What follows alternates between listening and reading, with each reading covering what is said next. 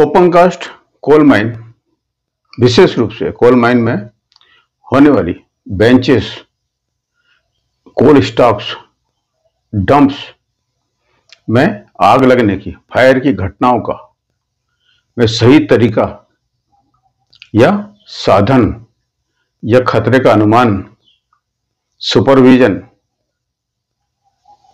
Training, planning की कमी होने के कारण बहुत जान माल का नुकसान अभी तक हुआ है।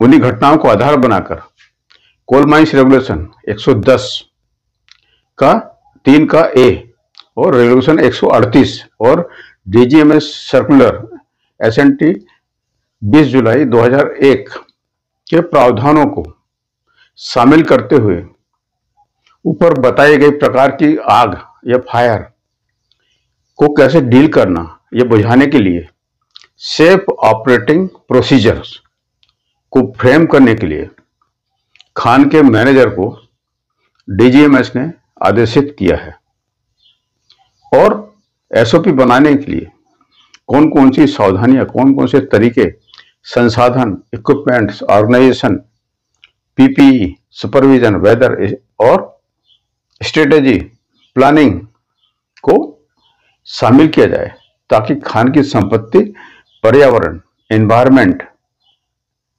और जनहानि कम से कम हो। हम लोग सिर्फ आज फायर चैप्टर का यही हिस्सा आज के हमारे video mining classroom with Tulsidas Vishwakarma में कवर करेंगे, क्योंकि पूरा फायर का चैप्टर कवर करना एक ही वीडियो में बड़ा मुश्किल है, बहुत लंबा हो जाएगा। तो आइए हम शुरू करते हैं SOP to deal with fire in open cast benches and coal stocks and dumps. सबसे पहला पॉइंट है स्पेसिफिक फायर के लिए safe operating procedure. Fire fighting in open cast coal mines, dumps, stocks and coal benches. यह है based on CMR 110 का 3 का ए और रेगुलेशन 138 का 4 A, B and 5 and DGMS circular SNT 3 of 20 जुलाई 2001। इसमें क्या किया है, ज्यादा स्ट्रेस किस पे दिया है? Process of dealing with different type of fires. Different type माने कोल स्टॉक्स, डंप्स और कोल बेंचेस। ये इनमें थोड़ा सा अलग, ये तरीका इसमें थोड़ा सा अलग हो सकता है। अब इसमें क्या है, आपको क्या इंक्लूड करना पड़ेगा? Training of the persons, selected persons. जो पर्सन्स जो फायर फाइटिंग में इन्वॉल्व हो रहे हैं उनकी ट्रेनिंग कैसी हो, और डिफरेंट टाइप ऑफ फायर के लिए उनको अलग टाइप से ट्रेनिंग दी जाए, और उनकी सिलेक्शन ऑफ पर्सन्स, उनकी फिटनेस कैसी हो, वो उनके मेंटल फिजिकल फिटनेस को भी आधार बनाया जाए उनका सिलेक्शन करने के लिए, और उनके लिए कुछ स्पेशल टाइप के PPE, personal protective equipments, specific appropriate जो फायर फाइटिंग के लिए जरूरी है, और उसका जो फायर फाइटिंग का ऑर्गेनाइजेशन, उसका सुपरविजन, और वहां पे क्राउड ना हो उस जगह पर, ये सब बातें उसमें शामिल की जाए। उस प्लेस पे लाइटिंग का अरेंजमेंट्स होना चाहिए।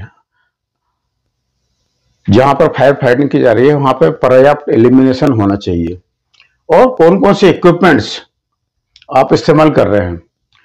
स्किल्ड ऑपरेटर्स, अगर आप डोजर स्टॉक, कोल स्टॉक में या डंप्स में फायर हैंडल कर रहे हैं तो वहां पे जो डोजर ऑपरेटर्स जो है उसको फैलाने के लिए और कुचलने के लिए आप डोजर इस्तेमाल कर रहे हैं तो उसका ऑपरेटर बड़ा स्किल होना चाहिए। उसमें कोई ऑयल वाइल लीकेज नहीं होना चाहिए, क्राउलर चेयर माउंटेड होना चाहिए, टायर माउंटेड नहीं होना चाहिए। और डायरेक्शन ऑफ अटैक, फायर को आप किस डायरेक्शन से अटैक कर रहे हैं, along with the air direction से ही हमको अटैक करना चाहिए। उसके अपोजिट डायरेक्शन से हैंडल करेंगे तो हमें बहुत परेशानी जाएगी और हमारा को नुकसान हो सकता है जो फायर फाइटर्स को। और टाइप ऑफ वेदर्स, वेदर कैसा है इसको भी हमको ध्यान में रखना पड़ेगा। सपोर्टिंग है, ये कैटालिटिक वेदर है। ये भी हमको देखना पड़ेगा। कैटेलिटिक माने गर्मी के मौसम है तो फायर को और वो सपोर्ट करेगा, उसको बढ़ने में और मदद करेगा। अगर बारिश का मौसम है तो उसको हमको सपोर्टिंग रहेगा, बारिश के कारण आग बहुत जल्दी फैलती नहीं है। और स्ट्रेटेजी, क्या स्ट्रेटेजी रहेगी फायर को हमको डील करने के लिए? प्लेस ऑफ अटैक, अटैक जिस जगह से हम लोग फायर को अटैक करेंगे वो प्लेस कैसा होगा, कहाँ होगा, और उसका डिस्टेंस कितना होगा, लेवल डिफरेंस कितना होगा। ये अभी डीजीएमएस ने कहा है सर्कुलर में कि बेंच की हाइट से उसको कम नहीं होना चाहिए वो डिस्टेंस, और उसका लेवल जो है, जो बेंच का जो फायर का जो लेवल है उससे नीचे नहीं होना चाहिए। उसमें कौन कौन सी रिस्क इन्वॉल्व होगी उसमें हॉट मटेरियल लुढ़क के आ सकते हैं, या हॉट लिक्विड निकल सकता है, या और गैसेस, इन सबको भी हमको कंसीडर करना पड़ेगा एसओपी बनाने में।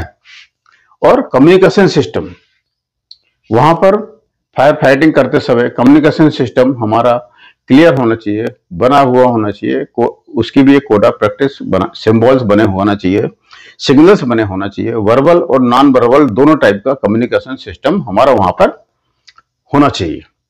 तो ये सारी बातें हैं थोड़ी सी जो एसओपी बनाने में फायर फाइटिंग के लिए बहुत जरूरी है, और उनको हमें इन सब पॉइंट्स को कंसीडर करना चाहिए। किसमें स्पेसिफिक रूप से जो फायर्स हैं, जो बेंच, स्टॉक्स और डंप्स में जो हम लोग हैंडल करने वाले हैं उनके लिए। और जो है एसओपी की जो कॉपी है रीजनल इंस्पेक्टर पर जमा होगी, और कंसर्न ऑफिशियल और पर्सन्स को भी बांटी जाएगी, और रिकॉर्ड्स में रखी जाएगी माइंस के, और ऐसे सारे इवेंट्स का रिकॉर्ड्स भी रखा जाएगा कि कब कब फायर हुई और कैसे कैसे आपने उसको हैंडल किया। तो ये छोटी सी वीडियो है आज का फायर फाइटिंग के लिए, जो बेंच, कोल, स्टॉक्स और डंप्स में फायर की घटनाओं को हैंडल करने के लिए। अगर उम्मीद है मुझे अच्छा है, आपको अच्छा लगा होगा और यूजफुल होगा। अगर अच्छा लगा हो तो like, share, subscribe, advice, comment जरूर करें। देखने के लिए बहुत बहुत धन्यवाद आपका।